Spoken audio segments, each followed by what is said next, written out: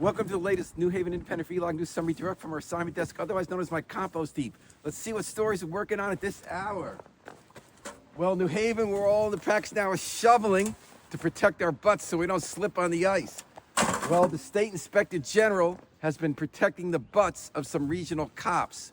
They just issued a report, an investigation into the shooting death of a suspect at Mill River Crossing a year ago. It took a long time. Some West Haven officers working with the DEA shot a man dead in an apartment in Mill River Crossing. He was a drug suspect, accused of serious crimes. They cleared the cops. They said the cops are being shot at, so they needed to shoot back. Yes, if you're shot at, you need to shoot back. Yes, it's a bad idea to be involved in crime and become the target of a raid, but these investigations never look into the conditions that led to the cops being under fire and killing someone. Why are you busting into apartments where little kid lives and innocent people at 5:34 in the morning? They claim they yelled at us cops, but who hears what at 5:34 in the morning in a commotion? This person, whatever else he did, who aimed at the cops, may have had reason that his own life was in danger and the danger of the people there. Doesn't excuse his being in crime. But if you want to stop having investigations of cops killing people, even if they had reason to in that moment, it would keep the cops safer and the public if the investigators weren't just covering their butts, but looked at the policies that led to death. Well, here's a vintage Edgewood t-shirt from the 90s. It got upgraded when the school changed. It needed a more macho mascot. And they just did an upgrade at Edgewood Park right nearby. A new mid-bridge is now in place.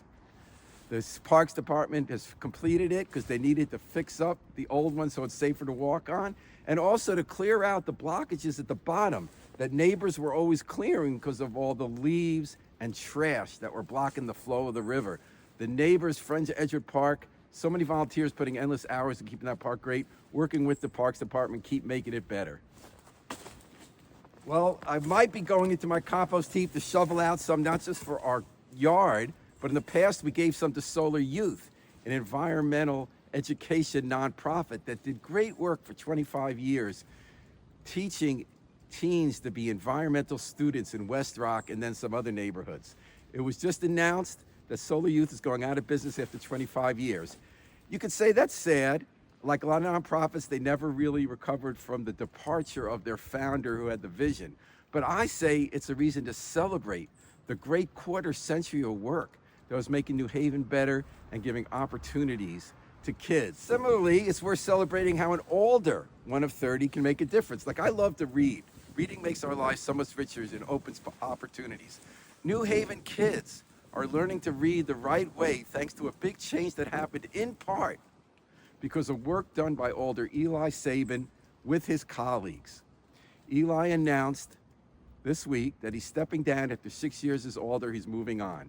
He made a big difference quietly in those years without calling attention to himself. Besides the reading issue, for instance, he did a lot of good work with his colleagues to pass a housing for all law and other measures that will make it easier to build more affordable housing. We wish him the best, and as we continue to make a difference in other New Haven, we like to celebrate when we're trying to work together to accomplish big things like prison reentry, whether it's people on the ground like Gaylord Salters with Murder the Myth, or our reentry program. We make big announcements. The city made a big announcement when it got a $2 million grant over 3 years to do prison reentry case managers, so everyone coming out of prison has a first place to go where they get the help getting back on their feet so they don't go back to prison.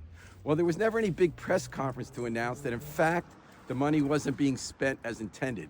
Clearly, something went wrong with the contract with the city and Project More to do prison reentry. Instead, quietly, at the end of 2025, they shifted the contract to someone new and didn't have any announcements of what wasn't happening for months.